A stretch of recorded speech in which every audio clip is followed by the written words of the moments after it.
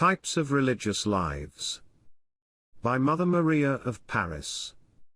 If we study carefully the historical situation in which we find ourselves, or, more accurately, those types of piety which our present-day situation has produced, we can discern, objectively and dispassionately, various categories of people who do not understand man's religious calling in the same way.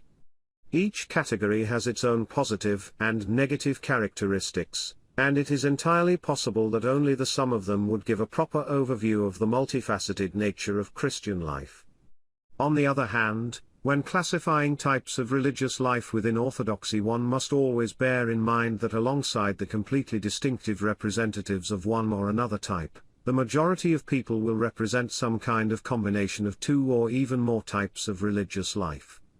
It is very difficult to remain within the framework of impartiality and objectivity when classifying and defining these types, because in reality each individual is attracted to his own concept of Christianity and repels any understanding that is not his own.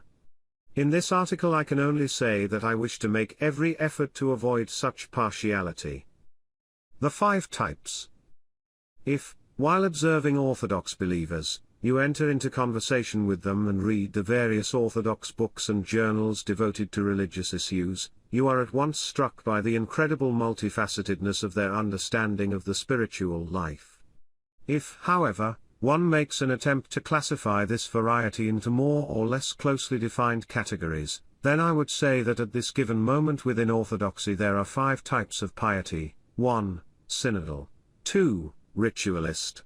3. Aesthetical. 4. Ascetical. 5. Evangelical. To be sure, such a classification is to some extent arbitrary.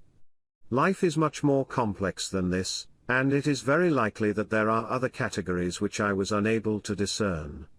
But even this arbitrary classification is of great help in understanding many events in our lives. To a certain degree, it also permits one to understand one's own personal sympathies and antipathies, one's own spiritual path. Each spiritual type has its own, at times very complicated history, its own coming into being. Each is determined by the diverse circumstances of its origin. A person finds himself in one or another group not only as the result of some internal inclination, but also because he is, to some extent, predetermined for it by the milieu from which he comes, by his upbringing, education and other influences.